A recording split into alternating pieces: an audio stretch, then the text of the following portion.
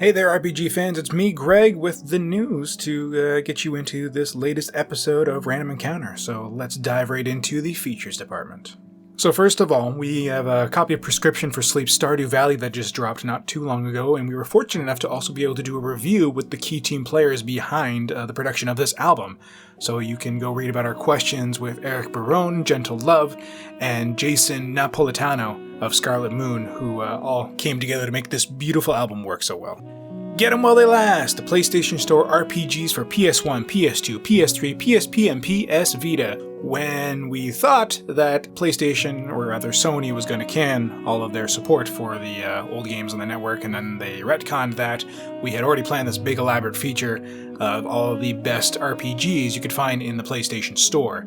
I am glad that they did not like originally planned, but that doesn't mean they're any less worthy to talk about, so go check out this feature for some gems you may or may not know exist still on the PlayStation Store for you.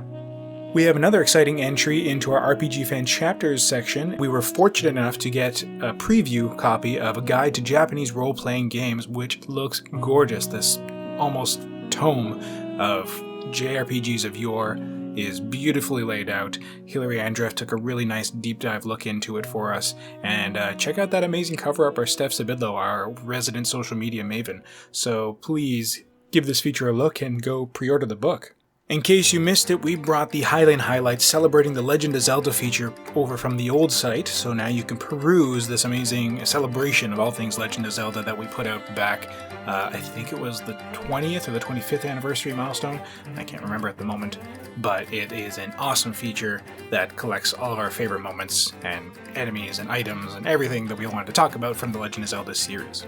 Another fun feature in side quests is a little TV review that Alana Hagues did for us of Castlevania's final 4th season, and if you are following it, it's great, it's cool, it's awesome.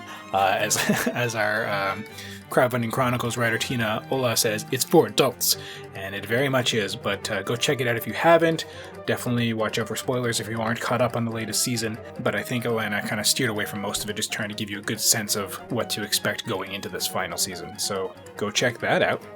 And what's this? Yet more features. It's a very feature-heavy week. Not a lot of reviews, but all kinds of features. We have a one-player mission by Pete Leavitt as he continues his deep dive into Genshin Impact. With this feature, Genshin Impact, Zhongli's Lament and the Troubling Militarism of the God of Contracts.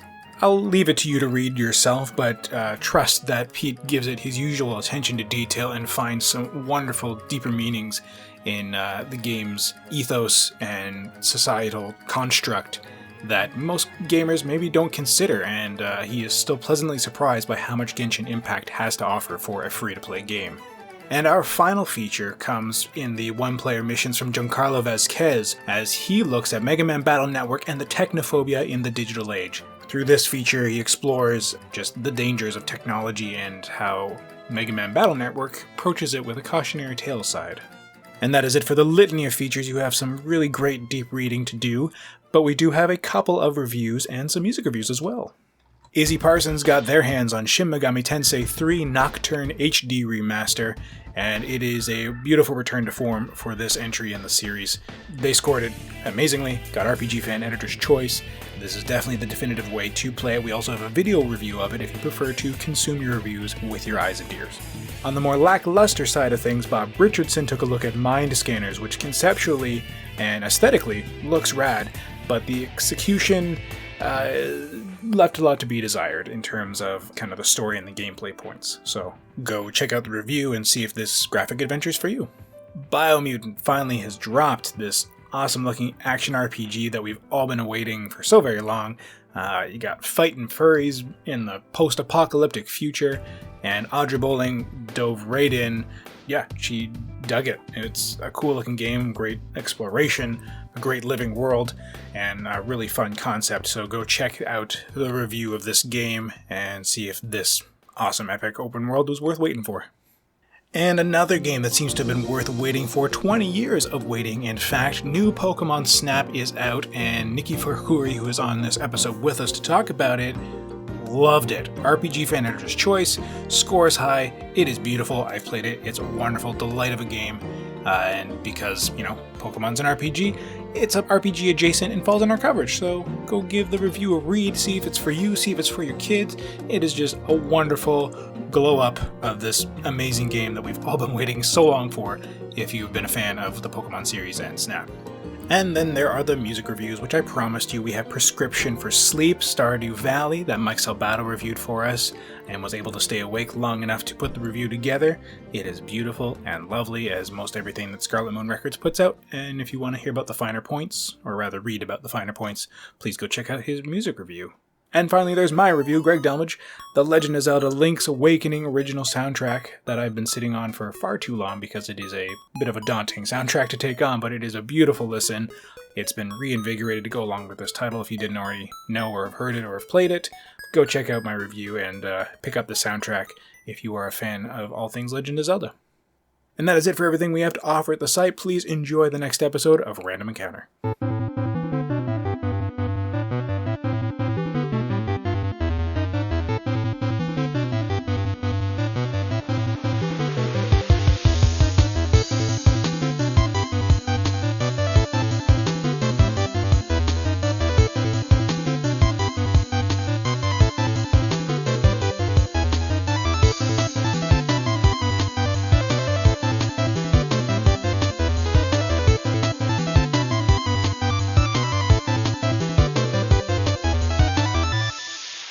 Hey listeners, what's up? We're back. It's another episode of Random Encounter. We're on episode 215, and I am your host, Greg Delmage, joined by a lovely group of folks.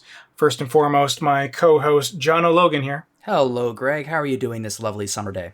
Great. Spring day, but feels like summer. It's pretty balmy here. Yeah, we got a high of 19 degrees today, so it's quite toasty. 19? It was 32 here today. That sounds very Ontario. It's very Ontario. The temperature is rising in more ways than one. I'm not looking forward to it. I mean, I appreciate that we have the sea breezes here, but I've definitely acclimatized to the Vancouver levels now of I get cold at like 1 degrees and I get too hot at 14.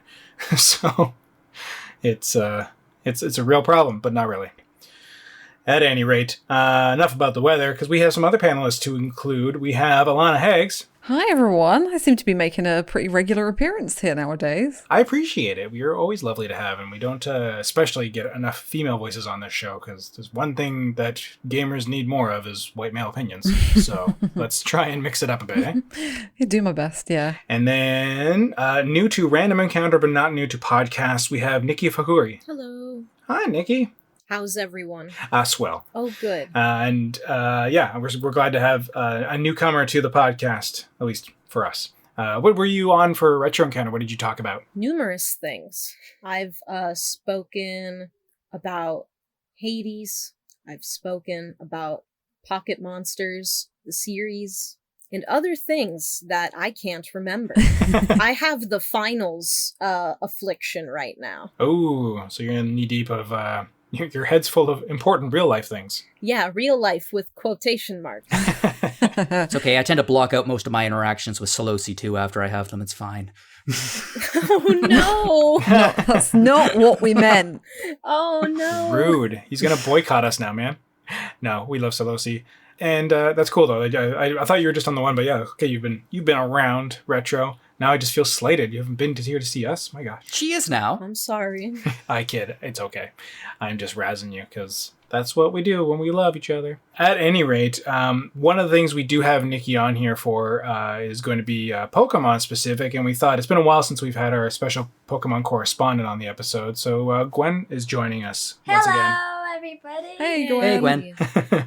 To talk with us about Pokemon things, which we will get to momentarily.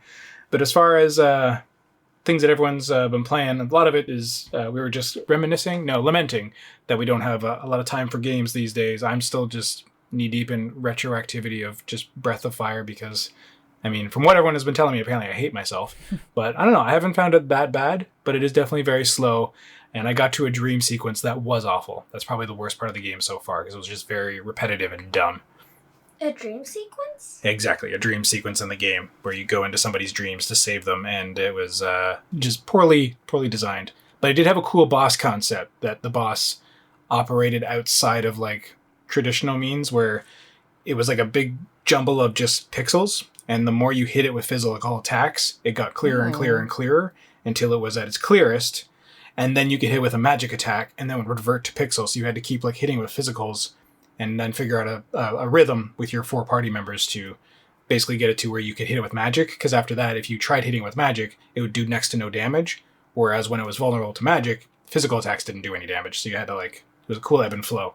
So I thought that was kind of clever for its time, especially. I feel like Breath of Fire 1 was more of it wasn't designed as a proof of concept, but considering where they took the series, it really laid the foundation that, I really like Breath of Fire 2, and I haven't played many of the PlayStation ones, but it took that and it kind of ran with it, but yeah. Yeah, it's very much its own thing, because you can definitely see, Annette was razzing me while I was playing it one day, and just kind of being like, so it's Final Fantasy. I'm like, no, it's not Final Fantasy, but it is produced by Squaresoft, and but it's Capcom, yeah, so it's Breath of Fire Final Fantasy. I'm like, it kind of, but it is, and you see in a lot of ways what it is, that it obviously was inspired, but they did a lot of their own things with having the different lead party members can do things, the very diverse anthropomorphic cast, and the way the battles kind of flow and are set up is a little more Dragon Questy. And yeah, there's a lot of strategy in it. The fact that you can swap your party in and out like you could in like FF10 and stuff like that, which was not really anything did at that point. Yeah, that's one of the things I associate with Breath of Fire is like, especially because 3 and 4 are the only 2 I've played, and it's really prominent there. You can just like go into the back line, swap someone in immediately, and then you can just carry on with your turn. I feel like I didn't do that enough. Yeah, it's really good. It's more commonplace nowadays for definite, but yeah. It's nice to have that flexibility. If you're looking for a good retro RPG, Alana, you could do worse than Breath of Fire 2. It's a solid game. Yeah, I really would like to play the older ones actually, because I'm a big fan of 3 and 4, and I do want to give 5 a shot. Well, unless you hate yourself, I would avoid 1 because, woof. I like Earthbound Beginnings, so maybe I'm not the right person to... Oh, maybe, sure. Yeah. So, maybe you and I are 2 peas in a pod with being okay with it. Yeah, probably. Speaking of Earthbound, I really want to play it because I never played it before, and there's a lot of people I know who are just like, oh my gosh, it's a masterpiece. It is. It's very good. You're speaking to one of them on this podcast. She wrote a fair bit about 1, actually. Yeah, it sounds like a really cool game. It is. It's really different and interesting in its way. And it's not like it's age inappropriate for you. Just some of the concepts might be hard to catch on to. Unlike other RPGs where you kind of have to be like quick on your feet, especially when your HP's ticking down. Yeah, it's a cool system. Oh, yeah. Like when you're on your last Pokemon in a Pokemon game and like Pokemon Black and White, then the low HP music starts playing and you're like, ah! Not even quite like that. Like it when you get hit hard enough, it's strange. It just starts dialing down and it doesn't immediately just go to 0. So it kind of urges you to try and fix it fast before you know it's going to hit 0. Or like when it's a Sinnoh game and you just see the Pokemon health bar just going slowly down. Just like, it's a crit? Did I one-hit KO it? What happened? Like, also, I have a Purloin, which I'm just like, oh my gosh. It's a descendant of the Helix!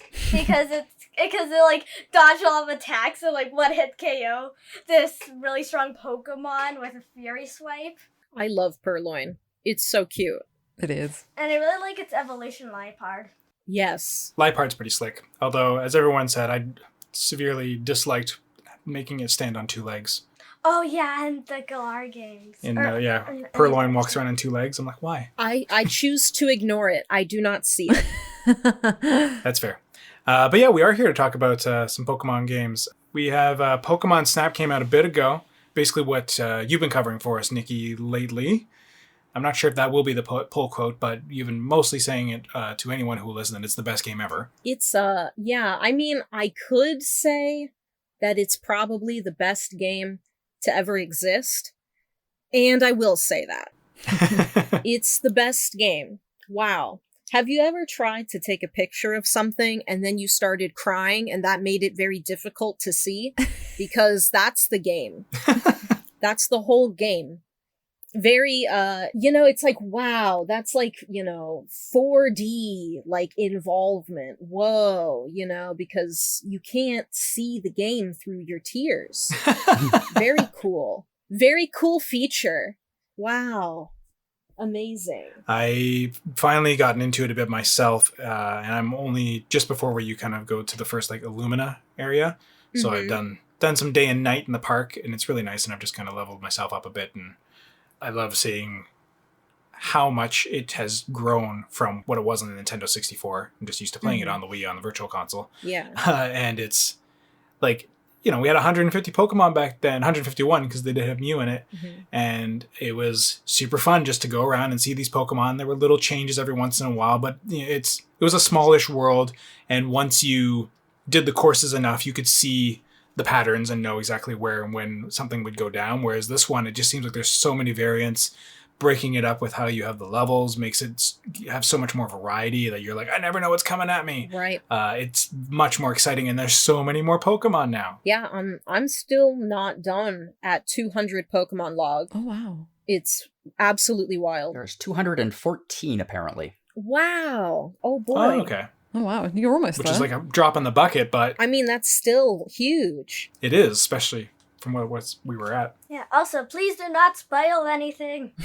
No, of course not. Oh, yeah. I'm gonna try to keep it as, spoiler-free as possible, because honestly, going through it and finding the Pokemon and, seeing the choices that were made as I went along is part of what made the whole experience so jaw-droppingly amazing. I mostly just feel like I want to be like a specific, just like Bidoof photographer. I just love how Oh, doofy yeah. you look on camera.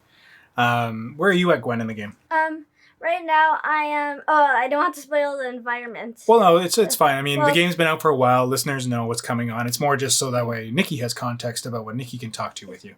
Right now, Matt, I just finished doing the Illumina Pokemon in the Misty Forest. Cool. Oh my gosh. Wonderful. That's a wonderful one. Yeah, I it wanna is take- actually really pretty. Is the Misty Forest, is it look similar at all to like the Misty Foggy Forest that's in the beginning of Sword and Shield? Well, yeah, it actually kind of does. Yeah.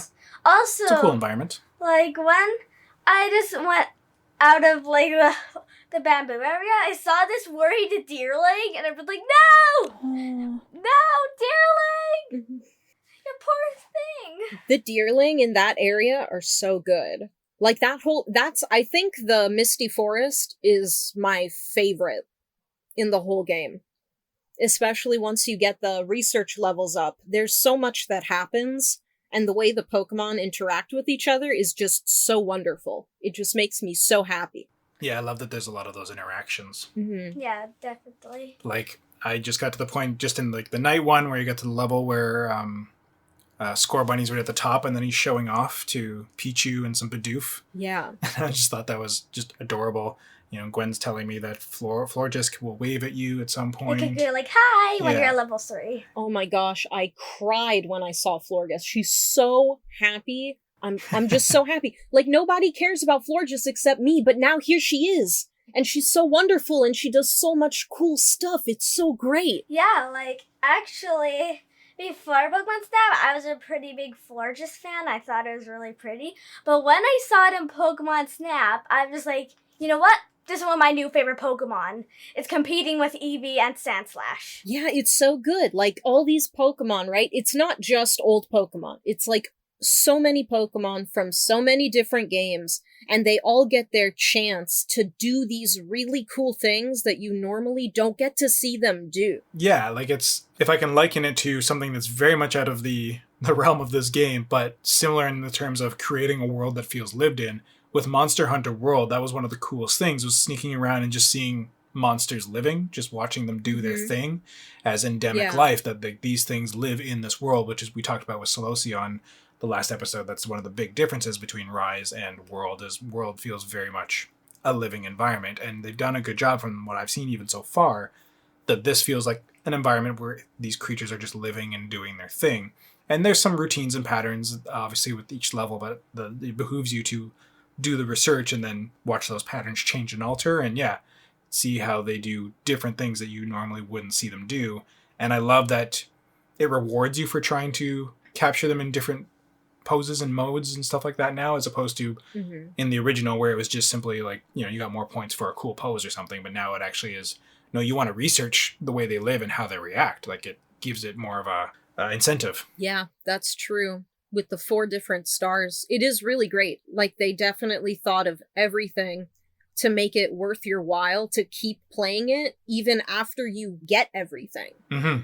and the online component as well to want to share and stuff. And I just explored it for the first time yesterday as well, that they block out spoiler photos for you. Yeah. It's a nice feature. Yeah, it definitely is. So Gwen, what has been like your like favorite photo moment so far? That's like not like super story spoilery, something that's just more like people could just experience. My favorite one is the Charmanders dancing in the volcano. Like, eventually you get this melody thing, and then the volcano Charmanders go like, yeah! And dance to the little melody. And I think that's adorable. I love it. That's very similar to one of my favorite moments in the original one, where you could throw all like the apples and just get them all gathering together, and they would all start calling at you in the original one. Yeah. What about you, Niki? What's been your favorite like spoiler-free moment? Spoiler-free. I'm still gonna say it, I guess, kind of vaguely. That's fair. Let people discover it. Yeah, but I have one in particular that's pretty story-heavy, which I'm not gonna talk about, but everyone's gonna see it at some point, and they're all gonna cry. I'm sure of it. But there's another one in the Foggy Forest. When you get the branching path, there's a big ol' thing where certain Pokemon get adopted by another Pokemon, and I cried. And I cried, and I also screamed.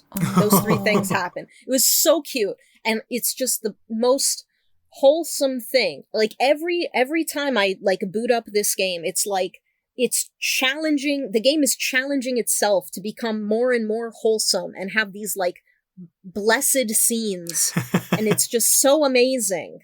It's just great. Yeah, that first nighttime, even just seeing, like, Pichu and Grookey just napping, you're just like, ugh. Yes. And the Bouffalon's napping, you're like, ugh.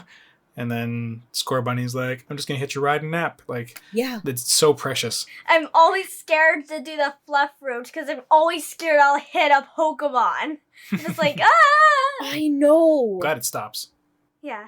Also, like, in the desert, like, there's this time at nighttime when the midnight lichen rocks are, like, being mean to a Sandshrew and, like, chasing it. When that happened, it was like, okay, I'm not scared to hit you with fluff fruits anymore. And I just sent, like, 1 million fluff fruits at that said lichen rock so this Sandshrew could get away, but the event still happened. Oh my gosh, trying to feed Lycanroc, the night one, is hilarious. Have you fed it? Yeah. It's so funny. It's just like, huh? Apple? Yeet. When the dog feeds you, here you go. That's awesome. I'm like very early on, but I did enjoy like just the sheer like joy and the surprise of when like some stuff happens, or like when like you're just walking down, oh, there's a pincer, and it's just staring at you. Yeah. I took a photo of it, and just look the way the lighting hit it, it looked very Blair Witch Project, which was very creepy as it was like very angrily staring at me. But I even like, again, not to spoil it, even though it's like so early in the game and everyone will discover it, I was just like taking photos, and I didn't clue in that like every once in a while there's a change in the path, and that happened, and I was like, oh wait, I'm in and amongst things now. Like, this is so exciting. Yeah. Because before you wouldn't get those branching paths. The branching paths were alternate exits to explore new routes. Mm-hmm. So it's super cool that they're trying to like give you different angles now in this one, because there's so many times you're like, I just want to be closer, or I want to be down there, and that's super cool that they let you do that. And it's great that all of the branching paths are like good. It's not like you want to just do the branching path. There's always a value to doing the regular path and the branching path. So you have even more reason to keep playing and doing it again, even if you've already seen the branching path. There's no reason not to do both. Do they let you control it? I haven't noticed that, like if there's a way that you can keep your rails on the regular path or choose if you want to swap down to the lower one, or is it just completely based on the level and the level, like what level you're at when you go into the stage? It swaps, like, when you scan it, it goes like exclamation mark as always, and you scan it, and then it's an option, like, if you decide to scan the little arrow thing, you go in that branched path, but if you just, like, ignore it, you just go in the normal path. Oh, gotcha, cool. Yeah. Okay, that's good to know. Yeah, I hadn't clued into that, which I do like that scanning thing, how it's implemented. It reminds me of some of my favorite parts of Metroid Prime, just scanning everything. Those who know. It's super magical, this whole game, and I'm glad that you were so enamored and in love with it, Niki, and Gwen. Like, Gwen had just so much sheer joy that it was so worth watching her play the first time we did it, and just she's very excited by it. It's I mean, nobody cares about Animal Crossing anymore for wholesome experiences. Oh no. I kid, but I was just kind of reminiscing on that. I'm like, oh, right. But this is kind of like the new wholesome experience that everyone's been waiting for. And they had such a daunting task with this game because it was one of the most like asked for things on the Wii U. Right. And we've been all waiting since the N64 to experience this again. And, you know, the Wii U seemed to be the right fit. Have you played it with motion controls yet? I have not, but... No. Is it better? I'm guessing that's with handheld more than anything. I play it with the Switch Pro controller, and it turns on motion controls automatically, which is basically just kind of like moving the camera around. But I didn't really care for it too much. I mean, it wasn't bad. It wasn't like bad motion control, but it's also like... I move my controller too much to make it work while I'm playing. So I was like, okay, I'll just turn it off. But it didn't seem like bad motion controls. It would make more sense handheld, wouldn't it, I think? Because that is kind of like a Wii U gamepad, I suppose. Like a camera, yeah. Augmented reality almost. Yeah. And I think that's where I haven't played around with it yet, but I feel like that would be a very cool application of it. Yeah. Now, I mean, I know you, have you beaten it, so to speak? Yes, I've seen the credits roll, and I cried again. Spoilers for no one. What do you feel, I guess, because again, there's only 214 Pokemon as Jono revealed for us.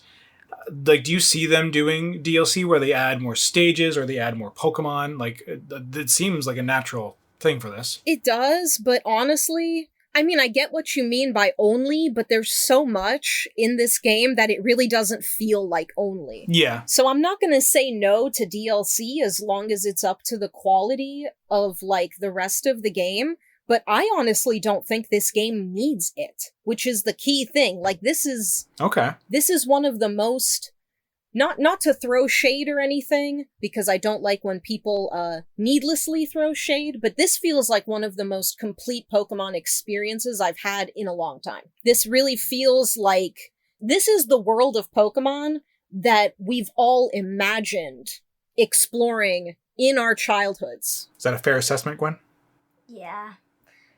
In Sun and Moon, I just finished it, and, like, I beat Professor Kukui. That was an experience in itself, but like after I finished the game, it's like this game is not complete at all. Yeah, but it is also very much a bigger issue in terms of most games these days that we've constantly railed against the idea of a game feeling like it's not been completed and they're going to patch it and or DLC it to complete it or fix it after launch kind of thing. Oh yeah, it's definitely not exclusive to Pokemon. I would argue a lot of games are worse than Pokemon in that regard. Even after something like Sword and Shield, oh no, the Dexit, oh no, the Apple Tree or whatever. No, honestly, I really don't think it's nearly as bad as some other games, though. Yeah, and so it's still great, though, to hear that this game doesn't need it. Now it's more just do I just want more, as long as it's, quality, like you said. Right. Like, I don't know why everyone's freaking out about the Apple Tree. I know, it may be similar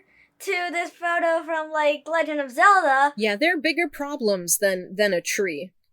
It's not a perfect game, but, like, the tree, I think, is the least of our problems. Personally, that's what I think. I don't know. Is that Discourse in Snap? No, in Sword and Shield, the tree graphic that looks like a N64 tree from Ocarina of Time. Oh, funny. I haven't even noticed, to be frank. Exactly, right? There's other things to worry about. Yeah, there's bigger things to focus on. Like, you're too busy looking at the vista and trying to dodge Pokemon that are running after you. Yeah, looking at you, Glade. Oh, for me, it's all Usain Bolt Hunt, just chasing after me. Oh, no. Once I got surrounded by Tyrogues, they're all just around me, and I'm just like, slowly goes into my inventory, gets out Zacian. Okay, I'm ready. Just moonblasts all of them. Sounds like you stumbled into a regular Tyrogues gallery. Oh. Wow, we did it. Okay. Show's over, everybody. I'm sorry. I'm just excited to see some of the new Pokemon coming into play, and I don't know. I think the only reason I'd want DLC is to see just more of the same. And also, I haven't explored the internet factor a lot. Are you able to like add friends to follow and stuff like that, or is it just whatever kind of comes up? Can like I search you out, Niki, and look at your photos specifically, or is it happenstance? That's a great question because everyone has like a like a little number underneath their name, Yeah. but I haven't figured out how to search people. It's really strange. This also seems like a really good place for Nintendo to finally add a new app where you could, like, download it and look through them as like a photo, like essentially like an Instagram. Oh yeah, that's true. Like, yeah. because they have like, the Nook Link, Splatoon, and I can't remember the other one that they literally keep advertising in the Nintendo Online little component on the Switch, but they haven't really added anything since. And it's like, this seems like one of those natural ones you could use. Okay, yeah, that I can see as like a free little app. I would like that. Yeah. And also, like, talking about, like, you feeling that the games aren't complete, Mm-hmm. I did not... I'm, like, one of the original Miitopia players, the one who played the original 3DS games and not only the new Switch ones. Well, and it's not even out yet. yeah. But I get what of you're saying. course. But, like, after you beat the game, 2 new places open up. And, like, one is just this new place if you want to do stuff there. Challenges. And then the other place is, like, this city where you can battle bosses, and it's only for post-game, of course. I'm glad that they didn't add it in the original story, because you would get obliterated. Yeah. But, Well, like, things like that for like end-game, post-game content to challenge yourself if you just kind of want more of the experience. And that, makes sense with that game coming up soon, that the new Miitopia is coming out. Did anybody here ever play the original one? I know Nathan did back when, and I was trying to see if I could buy his copy because Gwen's original copy on the 3DS went missing. But then this announcement happened, and we're like, cool, the hunt is over, because now there's a better version coming out. And yeah, because you're pretty stoked for it. You've played the demo a bit, Gwen, right? yeah, I finished it. Mm-hmm. And Is it like just a part? Like, I mean, having beaten the original game, was the demo just like a part of like the major game, or is it just like the opening sequence? oh, it's a part of the major. So it kind of Yeah. starts you in the middle, kind of thing. Yeah, like, you finish a lot of, like, the original stuff in Greenhorn, and then right about when you're gonna get into the castle, they're just like, oh, no, you cannot pass. And they're Gotcha. just like, no, I have the mayor's thing. It's like, you do have the mayor's thing. But do you have the money to get the full version? It's just like, wait, what? Right. So it does start you at the beginning of the game, though, and then Yeah. plays you up to a certain point. Oh, okay, so it's one of those ones. Yeah. Also, like, when I first got on the makeup and wig I was so excited. I'm Yeah, it just looks like, real good. I shall create you to look way different than what your actual Miis look like. Yeah, you're gonna have you're gonna fill our Switch hard drive with just Miis. Yeah, it's gonna be exciting. Random dovetail from creating Miis. Did anybody else see that person who discovered that the NPC creator in Breath of the Wild was essentially an advanced version of like the Mii Maker? Yeah, I saw that. And I'm wondering if they're also going to figure out that they can then take their characters from Miitopia into that now with like all the added new features. Oh my gosh. That means someone can put Nicki Minaj Yeah. into Breath of the Wild then. Oh my god. Have you guys seen the really good Nicki Minaj one? No, but that sounds amazing. Oh my gosh, they're so good. And here I was just proud of making Weird Al Yankovic. Yeah, god, I'm gonna have to look that up. I'm looking it up now Amazing. because I cannot possibly not look that up after that. That's really funny. But yeah, we're hoping we'll get the new Miitopia in time, maybe for Gwen's birthday. We shall see. Since we just got Snap, and that's going to take a lot of fun and time with what Niki says. It's got a lot. It was bigger than you were expecting. Oh my gosh, it's one of those things where it's like it just kept going. And it was like, I'm glad it's just going because it's like the best game ever and I don't want it to end. But it's also like, oh my god, does this game actually end?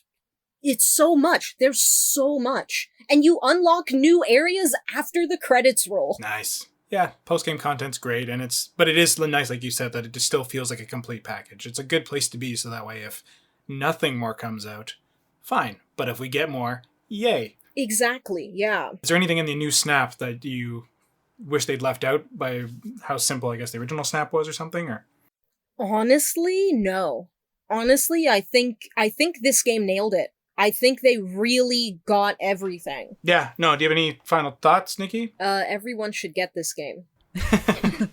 It's good for the soul. I think even if you don't like Pokemon, it's such a good game. And it, like, shows the Pokemon in their environment living such, like, so realistically that, like, you would like it.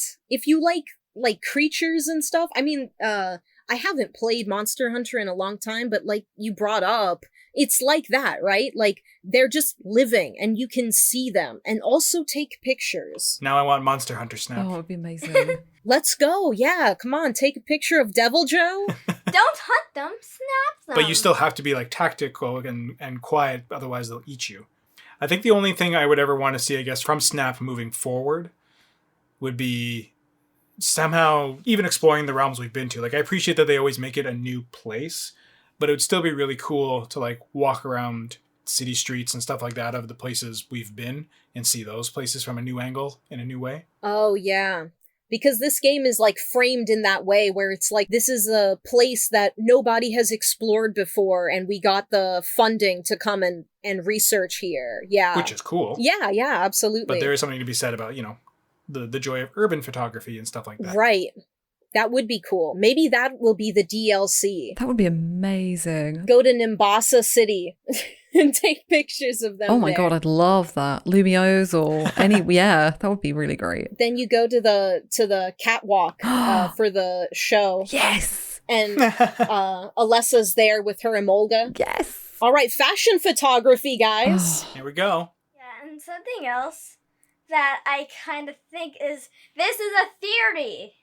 For Snap? Snap and the Pokemon game. Okay. So, if you notice, in the Galar Crown Tundra DLC, there are wild roaming fossil Pokemon. Yes. And it's kind of bizarre. But then in Pokemon Snap, in the volcano area, there are wild roaming fossil Pokemon. Oh. Like, I saw an Aerodactyl, a Tyrantrum, Argyros, and then this made me thinking, what happens in the Galar region or something? A lot of the scientists revived fossil Pokemon, and then there's a great escape. And then they're all scuttled away. Then a lot of Pokemon trainers got those fossil Pokemon, and then they released them in the Lentil region, if that's what the region is called. And then they all went to the volcano for heat. I do like, though, the fact that you've basically just framed Lentil region as Jurassic Park. Exactly. The volcano's great. It's just so good. They scream at you. And it's so funny. So here's the real question. How excited are you for your new Hey You Pikachu? Let's go. Hey You Pikachu 2. Hey Harder. All right. Coming this spring. Hey, harder. That was stupid. At any rate, Gwen, thank you so much for coming on and joining us to talk about Pokemon. We're going to go on to other games that really have no relevance for where you're playing these days. But it's good having our clear enthusiast of Pokemon on. And Miitopia, thank you for bringing it up, because it's something I'm hoping we'll be talking about soon enough if we get our hands on it at the site. Yes, because I'm super excited about the Miitopia remakes. And I'm also quite worried. I don't think they are, but I'm quite worried that they're going to change the story and all this new audience will not see the original story, and I'd be From the super sounds sad. of it, I think it's going to be the same one. Yes. And if anything, they would probably just add to it, if anything, or make some more side stuff. But I don't think they've been touting it as it is a remake, remaster rather, so they would be foolhardy to completely change it up. Yeah, and also, after the post game, you get 2 islands in the original, but in the remaster, 2?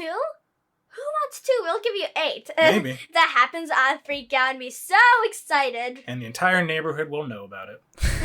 Yeah, the whole world will know about it. And even in space, the whole all the galaxies in the whole Anyone that can entire hear you. galaxy.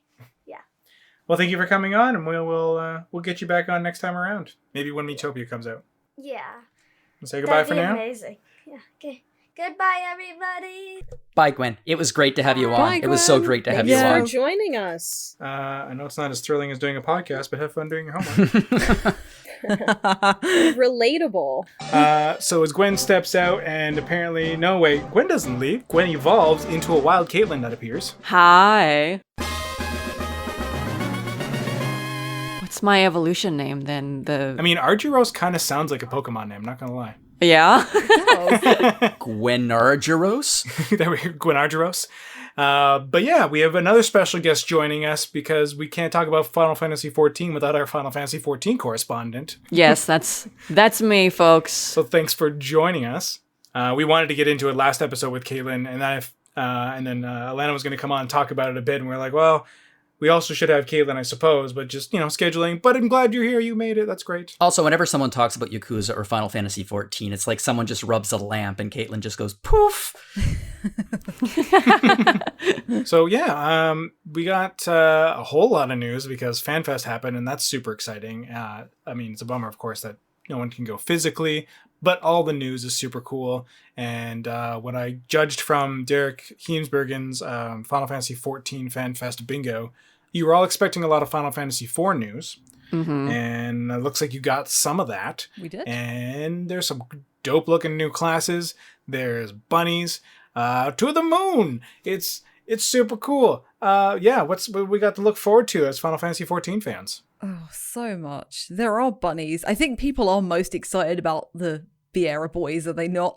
Yes. I was going to say, yeah, sexy boy bunnies probably are trump little bunnies, but still. Yeah. Oh, yeah. So there's the Vieira bunny boys who are super cute. And I really like the fact that they're like the opposite of the Aura. In the Aura, the males are the bigger and then the females or the girls are smaller, but you've got it the other way around. Are they shorter? Yeah. So Vieira cool. ladies are taller and the Vieira boys are shorter, which, I feel there's some justice paid there, definitely. Now I want Final Fantasy 12 too, with that whole dynamic in that entire city and everything. There are the rumors about that Final Fantasy related project that we just literally heard about. We have no idea if they're anything or at all, but now that you said Final Fantasy 12 too, that's what I want.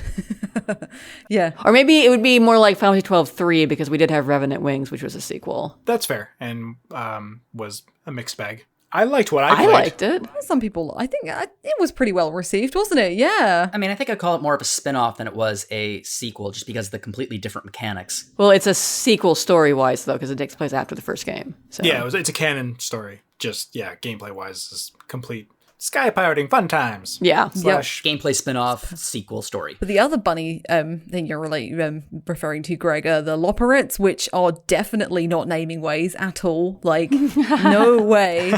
They're adorable. If you get the collector's edition box, you get a little keychain, soft plushy one of those. So cute. I wanted that box more so than any other collector's edition box for 14. I wanted that box.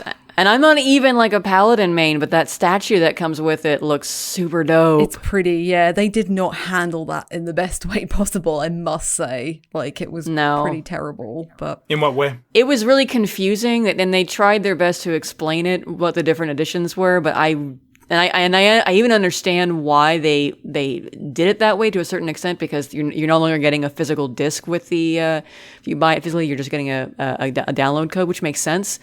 But it was confusing as hell, and they could have just simplified it very easily, but they chose not to, as to what edition of the collector's edition you want to get, depending on your platform. And then they sold out ridiculously. They were sold out before the end of the first day of FanFest. What? And they opened up some more stock the next day, but that's also, that waiting list is now full. So good luck if you want to get this collector's edition. There will hopefully be more in the future, and it's especially because you can just get the box with the goodies and not the game. If you're getting it on PSN, you have to buy it through Sony if you're doing it that way. So maybe more so than previous CEs will be getting more stock, but it's on the one hand super excited that there's enough outpouring of the fans to sell them out of all their stock already. But on the other hand, if you were like me and maybe thinking, oh, well, I want it, but I don't know if I want to, I want to think about it, too late. I think maybe that's the downside of having a digital FanFest, is that everybody's at home and they could all storm the web store at once. Whereas, in a traditional FanFest, you'd all be busy. Everyone who attended would be busy going to the events and hanging out, and maybe they wouldn't be able to immediately go try to pre-order. So everyone's just like, well, now what do we do? Guess we pre-order. Okay. Yeah. I see the plus and minus. I also appreciate our priorities, Alana, where I was speaking about bunnies and you went to sexy bunny boys and I went to cute little bunnies. And you forgot about the others. That was really... Hey, the gender is irrelevant for me, so don't worry. Like, No, that's fair. But I just find you're like, oh yeah, the cute bunnies. And I'm like, oh yeah, the sexy male bunnies. Oh, yeah, fair We enough. both just forgot about them. But yeah, no, I'm super excited that everyone's stoked about new Vieras. And you got new classes? Yeah, so we already knew about one of them. We knew about Sage from the broadcast Laser in Sage. February, which is the new healer. It's a barrier healer, correct? So they're going to have to retool Ast at some point. Yeah. Astus, they're probably, I mean, I'm assuming they're just going to get rid of Noct Sect, or they're going to make Noct something else, maybe. But I'm assuming Ast is going to become a pure, did I say Ast there? I said Ast, that's what I was trying to say, Ast. But I think it came out like I was saying Ast. So I'm sorry. Anyway, Ast is probably going to become more of a pure, did it still sound like Ast? Ast. It's fine, don't worry. Okay. I guess I'm going to need the chocobo sound effect for this episode. Outtakes. Astrologian is, I'm assuming, going to become a regen healer only, like White Mage, in order to have that, balance between now 2 shield healers and 2 regen healers. Yeah. Just wants to stay relevant. Yeah. Yeah, pretty much. But yeah, the new job we got was Reaper, which is a melee DPS class, which looks very, very, very cool. I don't know a ton about it at the moment. Very 90s. Yeah, it's very much like, it looks like it's a melee DPS, but the whole gimmick is that you can call on a Void Scent, and it does things with you. It can either merge with your character or it can merge with your scythe. And it's not always there as well. So I'm assuming it's going to be tied to some sort of a gauge, or it's going to be on a couple of actions. But yeah, it's going to be really interesting to see, because one thing, it looks really flashy, very, very, it's very edgy, isn't it? It's like Dark Knight's got a friend now, hasn't it? Right, yeah. For all those people that were disappointed that Dark Knight was a tank instead of a DPS, well, here you go. This is like Dark Knight's twin brother. Now you have edgelord DPS. Yeah. Yes. It looks really fun though. I'm considering picking it up for definite. I'm not on current content yet anyway, so I'm miles away from even considering that. But yeah, how does that work? I've always wondered when new content drops, when Samurai came in Stormblood. yes. And then you got, now you have the new Sage and stuff. Does that retro, in Heaven's Word, could you go in and conceivably be them, or do you have to get to the locations via the story? So they changed this. In Heaven's Word, you had to have access to the 3.0 areas. So you unlocked the new jobs in Heaven's Word areas, but they realized that was a bad idea for people who weren't up to that point of the story yet, because accessing the areas is story locked. You can't get to Ishgard until you actually get there in the story, even if you're the right level to unlock the jobs. So from Stormblood on, you now unlock the jobs in original A Realm Reborn areas. And presumably that will be the same with Reaper and Sage.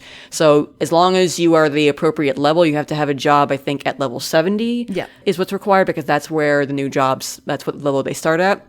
You can unlock them. Gotcha. And you have to, of course, have access to Endwalker, since they're from Endwalker, so you have to purchase a license. But yeah, that makes sense. Yeah. I figured it'd at least be tied to purchasing the game, but I was just curious, could I, if I had the entire bevy of content, could I conceivably do that instead of trying to work my way up to Lancer or something? Yeah. So if you're still working through Heaven's Word or Stormblood, or let's say you're probably at Stormblood at least if you're looking to unlock these new jobs. You could feasibly unlock them once you have an Endwalker license and play through story content. Gotcha. Through the post 4.0 patches, and you could do all of Shadowbringers if you wanted on these jobs if you wanted. That's cool. Okay, I like that. Because then you don't get that flood of okay, now everybody's changing to this, which you do obviously get to a point.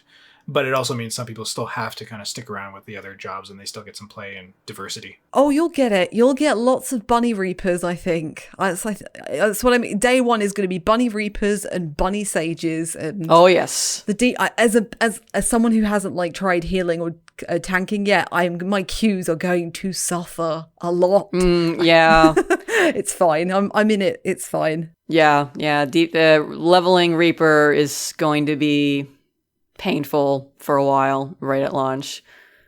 Alliance Roulette is your friend because the queues times for that on DPS are faster than in pretty much anything else. So, and what would Reaper be inspired by? Because I can't think of it. Like, I mean, Sage, I see where it comes from, Sage Tella and such in FF4, but I don't see where Reaper comes in unless distant random long shot that they're gonna cross over into Chrono Trigger content and we get Magus, because that'd be rad. They said it was a purely original job, so it's not inspired by anything from any Final Fantasy, as far as I'm aware. So yeah, Yoshi P was pretty upfront about that, which is really cool. Yeah, considering that like all of the trial series, or not the trial series, the 24-man series is going to be an original story, and Pandemonium, the 8-man raid series, is presumably going to have something to do with La Habrea, so it's going to be an original story. They're kind of going all original with the content going in. I mean, outside of the obvious allusions to Final Fantasy IV that is coming from the main scenario in Endwalker. Keeps it fresh. Yeah, I really like that approach. Yeah, especially because I'm just getting into the Evilly stuff now, so I'm like, yeah. Niki, have you ever been tempted to play Final Fantasy XIV after hearing anyone talk about it, like Caitlin or Alana? I was actually going to ask because my Twitter feed exploded with Bunny Boys, and I was like, people have been telling me about some sort of like free certain amount of demo thingy-mabob in like Comic Sans. The free trial. And I'm like, well, now that there's Bunny Boys with the Comic Sans, or like Microsoft Word art, did you know you can play the first 70 levels? Yep. But now there's Bunny Boys.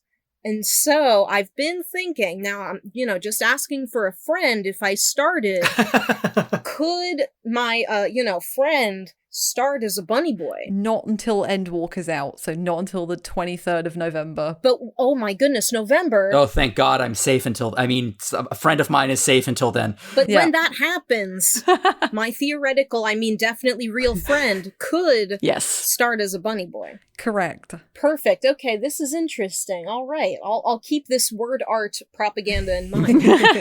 Now, when do you get Tiger Ladies? Oh, yeah, they're coming eventually. They're working on that. Yeah, so that'll be really cool. I'd be really interested to see how they interpret those. Yeah, especially from a body dimorphism standpoint. Are they, how are they going to size up compared to the male Hrothgar, which are already pretty buff cat boys? Right? Yeah, that'd be pretty rad. Also, just not to deviate too far from that, sorry for a sec, Niki. By the way, your totally real friend can probably reach out to almost anyone on the team if they need people to play with. Mm-hmm. Definitely. Yay. Oh, very good. Yeah, I'll definitely send them your info. Definitely not my own info. Especially because they're going to be doing data center traveling soon. So now Alana, I get to play with you. I'm actually on a US server, so I've been. Oh, okay. Yeah. Oh crap! All right, I'm already on one. That's mostly a time zone thing, I want to say. Yeah. I've still been playing till like 3-4 a.m. UK time sometimes. So, Niki, I'll tell you what. If your friend and my friend are still interested at that time and want to start playing together, they would consider playing together at that point if someone wanted to start at the same time. Yeah, that sounds great. I've got my friend on the phone right now. What was that?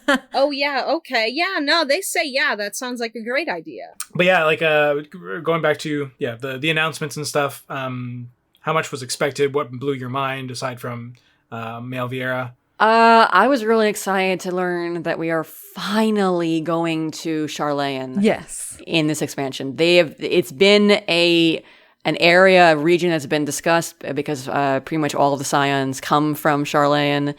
And I've wanted to learn more about that place, especially, especially considering what the characters have told us. It's, we've heard piecemeal what Charlene is like, how they're all about knowledge, but they're also very kind of isolationist and don't like to get involved in what's going on in the rest of the world. That sounds like sages. Yeah. Well, I mean, yeah.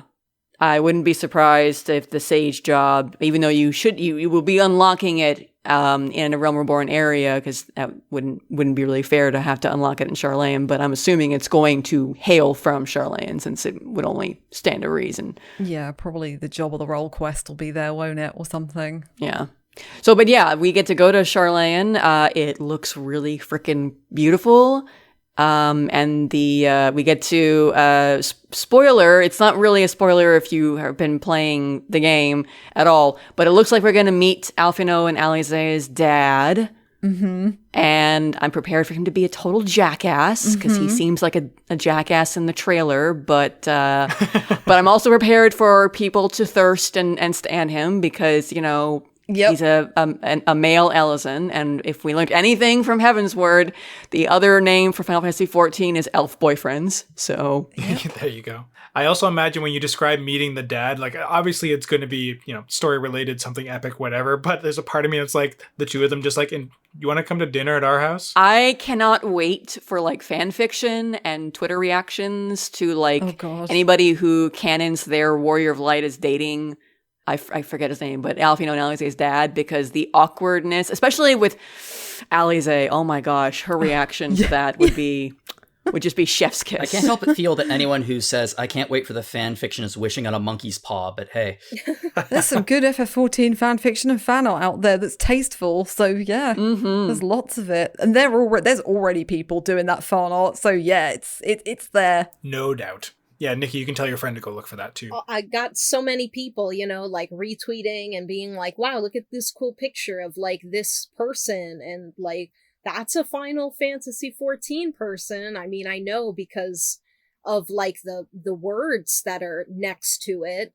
I don't know who this person is, but there it is. Yeah, woohoo. And now bunny people. Yeah, let's go. All right. Woo, yeah. So many daddies. Too little time. Yeah, there's like that one with the like Cruella de Vil man. I don't know, but he's there. I know who you mean. I was like, who's that? I was like, yeah, I definitely know who that is. Yeah, like I keep seeing him. I'm like, that's pretty cool. I don't want to get too attached before my friend plays this game and tells me everything about it, but here we are. Video game. He's one indeed. Show's over.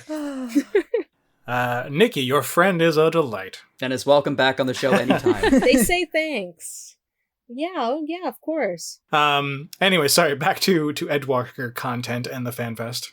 Yeah. So we got one other new location, didn't we? Which is Thavnir and Rad's at Han, which is one of the other new. Oh my god, this place is gorgeous. I don't really know what. It's so beautiful. This is. I guess it makes sense because this is where Dancer's from, isn't it? So we've had and some of the towering stone place with like the grotto in the middle kind of thing. Or? It's kind of more like Southeast Asian, so the buildings are extremely colourful. Like there's yellow. Nice. It's very yellow, green, red. Really beautiful area. Like even that like green areas outside of the main hub city just look really stunning. Like there are dancer statues everywhere. There's plinths. There's it just looks amazing, and I'm really and I'm excited to go to the moon, but like I'm excited to go to other places as well. So, although about the moon, the single like the moment that kind of sent me the most during that keynote was they did a little trailer of you running around the moon, and they used the Amaranth music, and I was like. And then they knew what they were doing because Yoshi P even commented about the BGM choice being important or like, is it important afterwards? So I was like, they know what they're doing. So now I'm really expecting to to learn some things about the Asians and what the final days and whatnot on the moon. And I'm like, I'm here for it because I want more. I am not in Shadowbringers yet, but I've heard things about Amarot, so yeah, I'm staying away from that for spoiler reasons, but I can't wait for you to get there. Oh, I'm so excited. It's like one of my favorite themes. It might be, honestly, my favorite theme in the game, and there's just so many different Soken does a bunch of different renditions of it over the course of Shadowbringers and into the post Shadowbringers patches that are brilliant. And speaking of Soken, I think we have to talk about the announcement that he made all the way at the end of FanFest during the closing ceremony. So yeah, he revealed that last year, right around when places were starting to shut down because of the pandemic, that he was diagnosed with cancer, and that he spent like upwards of like 6 to 7 or so months, I think, mostly in a hospital, working on music. He insisted, he told a few people, he told Yoshi P about it, and he asked that, you know, the rest of the dev team not be told, because he didn't want them to worry about him.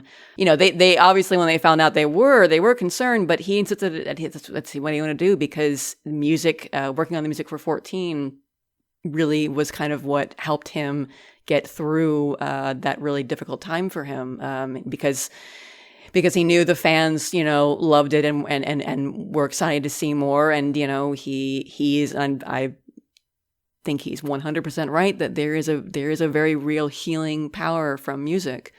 And luckily he, as part of the announcement, he said that as of today, he is in hopefully full remission. Oh, good. So I think we're all still like worried, because, you know, remission is great, but like, You're you know, never that can cured. always, yeah, but it's you know, relief to know that he's not like on death's door, that he's here for, you know, the foreseeable future. And he, you know, he said that, you know, the music saved him, and I'm just like, I was floored by that. And so was, oh my God, Yoshi P was crying and I mean, I don't blame him at all. Yeah, we're watching Koji Fox like translate as well at the same time as he was like blinking away tears, looking at Yoshi P crying, and then seeing Soken's reaction. It was just, I haven't actually watched the full video. I can't at the moment. It's just a little bit too much for me personally. Like,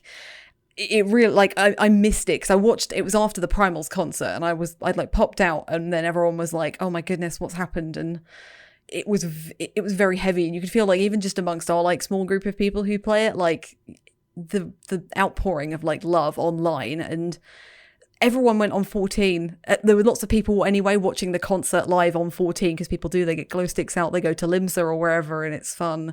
And people were doing one of the trials in 5.3 because he wrote this particular piece of music while in hospital, I believe. And yeah, they were leaving, like they were doing Party Finder, and in Party Finder they were saying things like, oh, we love you, Soken, welcome back, Soken, things like that. And they were running this trial. I don't want to say it because, well, I shouldn't know what it is, so I've kind of spoiled myself a tiny bit. But yeah, they were running this. There was also a raid, I believe, with a crab called Cancer. I don't know whether it popped up. Did it pop up over the FanFest, or was that I'm pretty sure it did. People on Twitter were posting images of that fate. And important because the achievement for that fate is something like in full remission, or yeah, something like that. Yeah. So they did that fate, and everyone who participated was, you know, shouting, you know, welcome back, Soken, and we love you, Soken, and things like that. I wasn't in game during FanFest, and now I'm kind of wishing I was, because that would have been really amazing to be there during the concert, since we couldn't be there live. That song that plays during that 5.3 trial, which is already like possibly one of my favorite tracks in the game, takes on a whole other meaning too when you realize that he wrote it while he was battling cancer. So lots of emotions. It was so lovely to see the community come together like that, and they did it again with, you know, the passing of the Berserk illustrator. Like, it was just incredible. Like, yeah, I've been away from the game for like 4 years this year, and I'd only just recently come back like in February, March time, and like I'd forgotten just how good this community was, which it's fantastic to be a part of. Like, it's just so wonderful. And yeah, like the people I play with as well are just wonderful as well. And it's, yeah, seeing us all come together and talk about it and being like, oh my goodness, like sharing our own memories and our own thoughts and everything. It was just, yeah, it was kind of incredible. Like, even though we weren't at FanFest and, it was digital, I think it was a really beautiful, it was just really beautiful for everyone to come together like that. It was fantastic. Yeah, like, I mean, the devs and, all the fans are obviously looking forward to, like, maybe, FanFest in next, it won't be this year or next year, it's every 2 years, so it should be 2023 when they have the next FanFest. The next physical fest. Yeah, and hopefully by then everything's improved enough that they can do a physical FanFest. But even so, despite like the constraints of the digital FanFest, I think it was really awesome that we all, like, and you can, like, it's all archived, so you can go on YouTube or whatever, and you can watch all of it. There's 2 days worth of FanFest content, and there's other things that happened. They had panels where they had the devs talking about their process. There's unfortunately a Japanese only panel where they have some of the voice actors come and talk about. I'm sure that'll get translated at some point by somebody. Yeah. It better, because Emmett Silk's Seiyu was part of the group, and I really want to hear every single thing he has to say, because I've basically become an Emmett Silk stan over the last couple of years. So like, yeah. They had a cosplay contest, which was really nice, because normally they'd have the people, like, who attend FanFest participate in the contest, but now, because it's remote, they had people send in pictures, and they loosened the sort of rules, so you could be really creative with your cosplay, and that was a lot of fun. They had a piano concert the first evening, in which great music, listen to it all, but you have got to watch the interlude that Soken did, where he played Lahi in a very interesting way. It's so good. Oh, it's fantastic. I think I've seen it about 20 times. It's just perfect. It's so good. He uses like oh my god, what are those instruments called? They're like called autonomist or something like that, or an automata. And yeah, it's wonderful. But yeah. And then the Primals concert the second evening was really good. It had pretty much almost all the set pieces between the piano concert and the Primals concert from their latest band album, including a few extra tracks that I really wish had been on the band album. To the Edge is not on the band album, even though it really should be. But they did play that during the Primals concert, and I'm hoping that maybe that means the next band album it'll get included. But speaking of the Primals concert, I thought this is perfect. If you have played one of the post Shadowbringers post 5.0 dungeons called the Twinning, or even if you haven't, you've probably seen twinning.mp4, where a very bored but ingenious fan put a bunch of guys dancing in different colors to represent the blue tank, green healer, and 2 red DPS to the music that plays during that dungeon, because it's so catchy and boppy.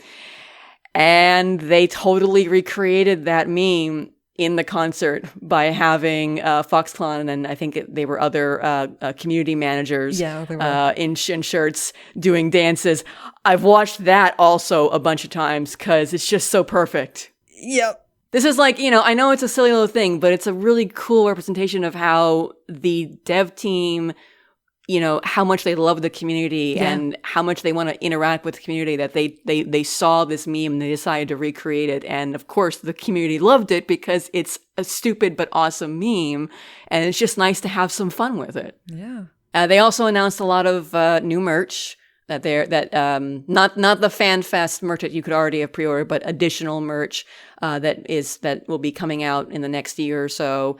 Things like, do you want your ASEAN wine glasses so you can have your sexy wine? I kind of do, but I can't justify that. I'm like, yeah.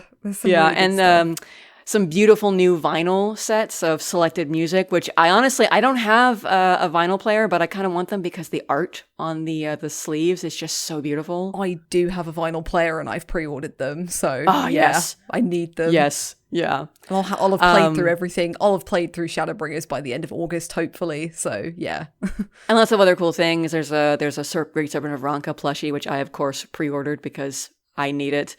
And some really cool but expensive collaborations. There's a series of watches, citizen watches, light and dark themed, that have special Final Fantasy XIV engravings on them and whatnot, which I may or may not have pre-ordered. And then, if you have a lot of money to burn and or you're like a guitar enthusiast, there is a special Final Fantasy XIV edition guitar.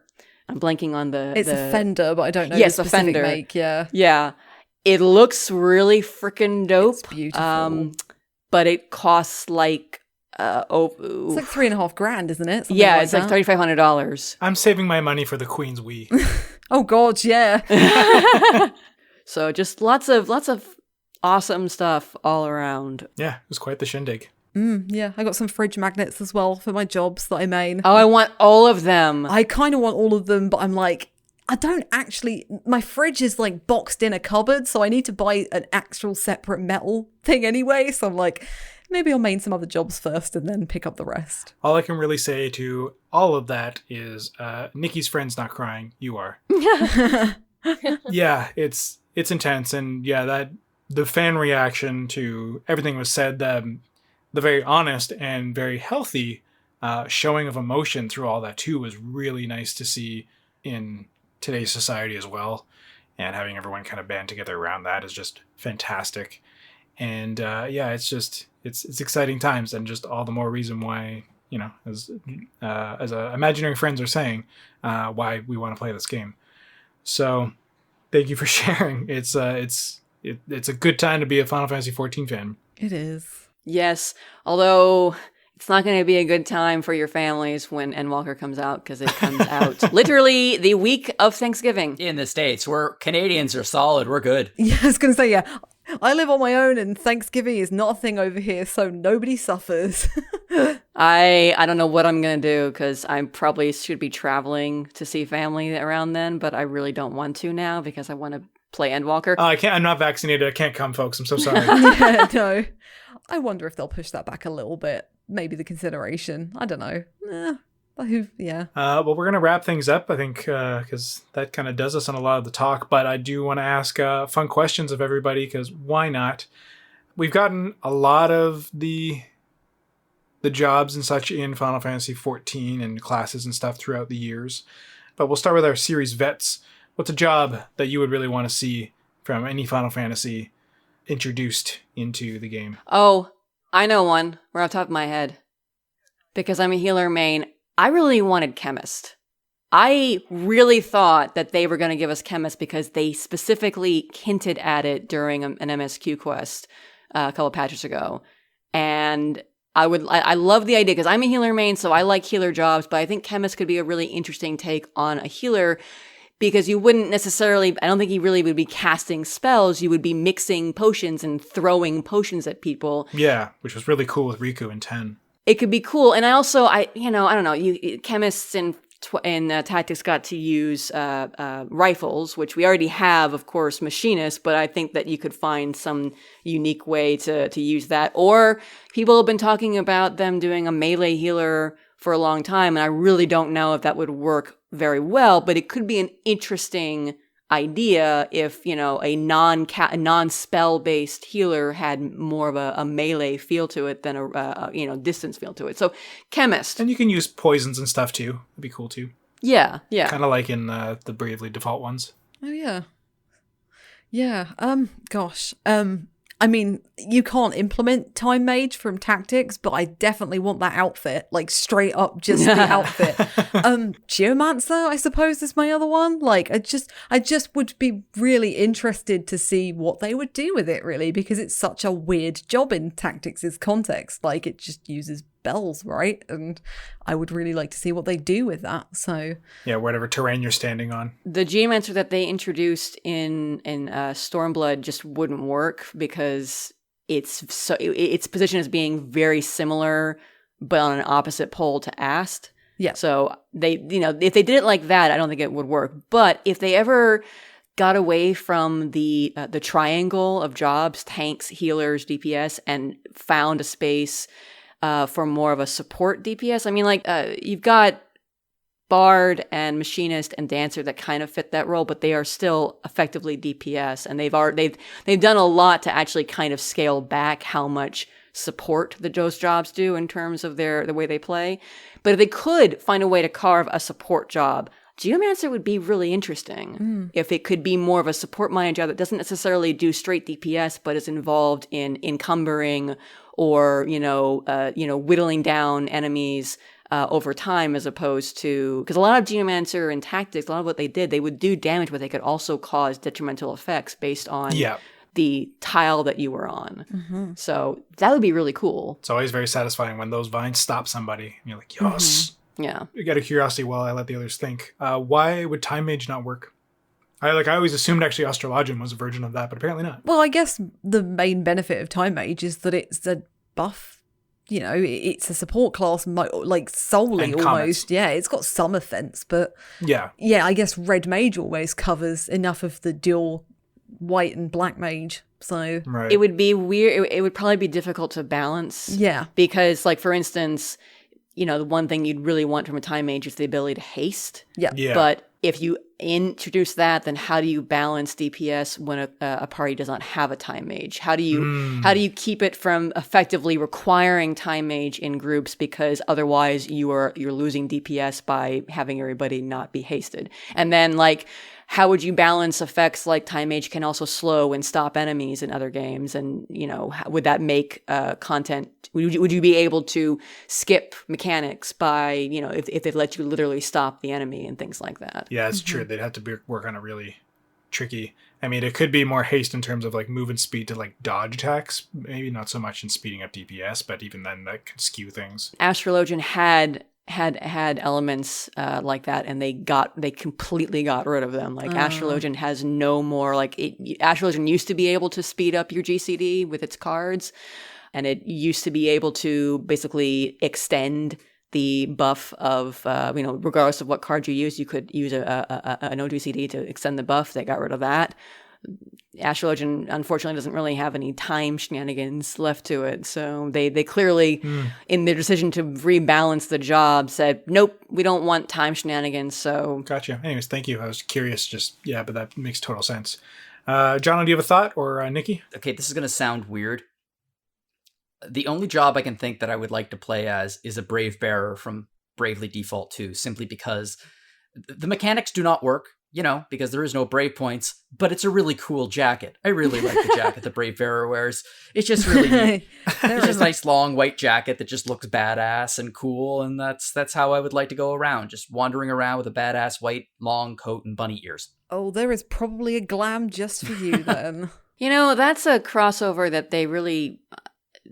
It'd be nice if they could do a crossover. Yeah, I'm a little surprised they haven't. Maybe not surprised is the word, but I think it would work. Like either that or Octopath, absolutely. Like they would fit right in. I wonder if it's just like, does Nintendo not want to do that, or? Yeah, it's less of a problem with Octopath now because Octopath's on PC and on Game Pass. But yeah, certainly for Bravely, that may be an issue. It's also a possibility that they do just want to keep the two IPs apart, because Bravely Default, I mean, we've talked about this a lot in this podcast, Bravely Default is kind of what the Final Fantasy series would have ended up as if it kept going down the route of... If it really didn't innovate much. Like, if after Final Fantasy X, it stayed with turn-based combat and that sort of thing, that's kind of where Bravely ended up as.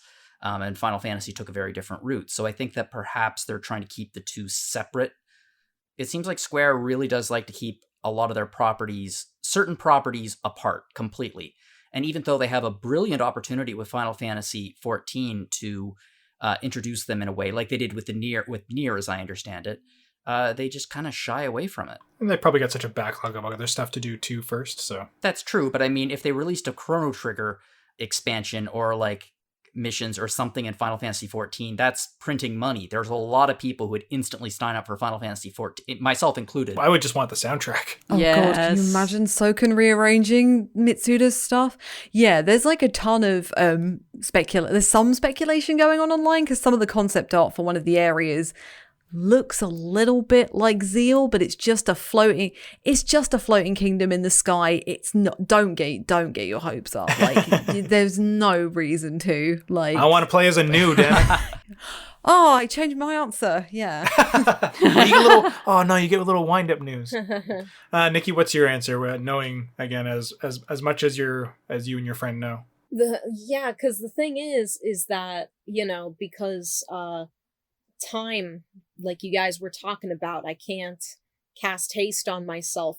So I haven't gotten to play Bravely Second or Bravely Default 2, but I know in Bravely Second, there's like a class where you talk to cats or something, but then there are cat boys in the game, so you can already talk to them. So I really just want the cute outfits. All about the glamours, which I accept as an answer. Yeah, so the only class I can think I would like is, I don't know if you could even do Mimic, because that's the only thing I can think of. That'd be rad, Yeah. That would be super interesting. You just chase, it would be such a weird strategy to chase other people's attacks, like to mirror them. But I guess I'll just put my answer towards no classes, just let the bunny people wear hats, because I hear they Please. can't, and I want them to have hat rights, so that's my answer. They deserve hat rights as well. Yeah. Like, I feel bad for them. That was on every bingo card that I saw for it was like, give the bunnies hats, and they didn't get them, sadly. They just got boys instead. Hats or boys? What's better? I think hats are better than boys. Yeah, it's tough, yeah. Hats are it's more reliable. Tough. Hats on boys? I don't know. Best of Oh, both now we're worlds. talking. Okay. Need to call up my friend again. Tell them that. Right? How about you, Greg? For myself, it is actually very much also motivated by, I guess, the glamour. But I'm wondering if it would kind of work similar to, like, I don't know how Summoner plays in 14, but I want, like, the Beastmasters, but the ones with the sheep costumes from 5. Oh, yeah. From 5. I was thinking of that too, but it was like, Yeah. that's just give me the cute little earmuffs. And you can just summon animals that will do random, like, buffs or attacks or whatever. And it'd be kind of like, I guess, Geomonster, where it's dependent on the region, depends on the monster you summon or the creature you summon. Beastmaster comes up a lot in people's wish lists. Usually, though, it's the idea is if they ever did another limited job, Like Blue Mage. that Beastmaster might be it. Yeah. And I suppose, like, that's maybe where, like, Time Mage could fit, isn't something like that, where it's for a specific instance, I guess. Because Blue Mage you can't just carry out into the world, right? It's only, like, for, like, a specific, like, arena or something like that. You can use Blue Mage when you're out in the overworld. It's somewhat limited in terms of what instance content you can use it in. Oh, okay. Although they've opened that up a little bit, and there's specific challenges now if you do like all Blue Mage parties in some of the old raid content. You can get an absolutely horrid marble amount if you really, really have to ride that ugly, smelly, Final Fantasy classic enemy, then, Gotta love it. you do that. I'm fine not having that mount. And yeah. But yeah, I just want a Beastmaster or to be Gao. One or the other.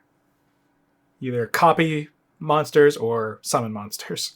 But yeah, it's there's a lot of possibility. And then, of course, yeah, there's always the idea of them making new roles and stuff. Maybe we'll get a Prompto class where you just take pictures of everything. New Final Fantasy snap. I take so many pictures on 14. It's actually embarrassing. I may have to go through my PS5 storage. Like, We're just gonna look at the RPG fan gallery for 14, and it just exponentially exploding because of Alana sharing it for the media. Oh, that's right. That reminds me. They so the day 2 they had the live letter. The Right. and that was entirely focused around 5.55, which is actually coming out this coming Tuesday from the date that we're recording this, May 25th, which is earlier than I was expecting. Usually the second half of the MSQ does not come out until typically it's the 0.56 patch, which comes out a couple weeks after the 0.55 patch. But I guess they, for whatever reason, I'm not really complaining. It's coming out very soon, and it's basically just going to probably be a few quests, maybe a solo instance trial that concludes the main story, and then the rest of it is pretty much all Bozja. It's the last chunk of Bozja content. So there's going to be a new area, there's going to be a new 48-man instance content raid to do, some Final Fantasy 12 inspired outfits, which me. Sorry. There's another chocobo. It's okay, we got it. damn. I haven't really been doing much of Bozja. I think I can just do Castrum now if I really wanted to, but I've been focused more on just leveling jobs. I'm going to have to do it now because one of the outfits is Bosch. Yes. It's Bosch's outfit, and I need it, even though I don't know how it's going to look on my, my cat girl. It will look better if I was a cat boy, but I need it anyway because Bosch. But also with 5.55 is going to be the official launch of the PS5 client. which has been in beta ever since 5.5 launched, but now will be fully live. And it's, I mean, I think I forget if I talked about this on the podcast before. It's a nice client. I think you could get into some technical arguments about whether or not it's actually at the present better than just running the PS4 client on a PS5, because like you still have to weigh a sacrifice between whether you want the highest resolution setting or whether you want 60 or close to 60 FPS. It's still, you can do true native 4K on the PS5 client, but you're going to be getting more like 30 to 40 FPS in places, which it's up to every individual, I think, as to whether or not that is a sacrifice they're willing to make. I'm coming from playing on PC for over a year, and I'm used to way over 60 FPS. So for me, I can't really stomach going back to like 30 FPS, but it's nice that it's native 4K now instead of the upscaled 4K that the PS4 Pro version had. And it runs, while it doesn't run at 60 FPS, it is not nearly as choppy as the PS4 Pro resolution on the previous console was. I honestly could not run the game in upscaled 4K on PS4 Pro. Yeah, I heard that was a problem. Yeah, I didn't, because I've been playing on PS5 the whole time, so I played the PS4 client on the PS5 and then got into the beta. Yeah, I don't really notice much of a difference between playing on the PS4 client and going onto the PS5 client, which is not a bad thing, because it means like, you know, the PS5 on its own was enough to give it the boost, and now it's just the extra, like little extra bits that I'm either missing or just not as observant about. So yeah, it's a good thing. The load times are kind of like the real draw right now, I think. Yeah, I can get into Limsa without it taking 4 years to load. It's great. And I mean, it loads pretty fast. The PS4 client loads pretty fast, certainly faster than it does on PS4, but it is faster with the PS5 client. Like if I ever was going to be serious about trying to get a new house, like when Ishgard Housing or whatnot comes out, I would now have to do it on PS5 because my PS5 client loads a heck of a lot faster than my PC. To be fair, though, I am running off a hard drive. If you're running off of a NVMe SSD, I don't know, you might still load faster on PC depending on your specs, but PS5 is really fast load. Caitlin, which would you suggest, playing on PC or playing on PS5, if you had a choice? Right now, it's kind of weird. Like, I played up until near the end of 6.0, I was playing exclusively on console. And I was fine playing on console. But now that I've played on PC for, almost 2 years, I like having the PS5 client. It's great to have it there for like those times when I just don't want to sit at my desk in front of my desktop. I want to just be able to relax on my couch. And it's absolutely going to be the best overall performing console version of the game if you don't have a PC or don't want to, play on PC. But I'm still probably going to do most of my play on PC. Like I'm going to play Endwalker on PC. My PS5 client's going to be there for when I'm either really tired or if, heavens forbid, something happens to my PC and I can't play on PC. I think I would probably want to try playing it on my PC. I only have a GTX 1070, so it's not like it's going to be astoundingly good, and it would probably look better on my PS5. But we'll see. It'll still work. Lots of options. Yeah. If you want to play Final Fantasy XIV, I don't know if you've heard, but apparently there are very, very few barriers to entry. Yes, because haven't you heard? You can now play all of Final Fantasy XIV up to and including the award-winning expansion Heavensward. I've heard that. You have nothing stopping you.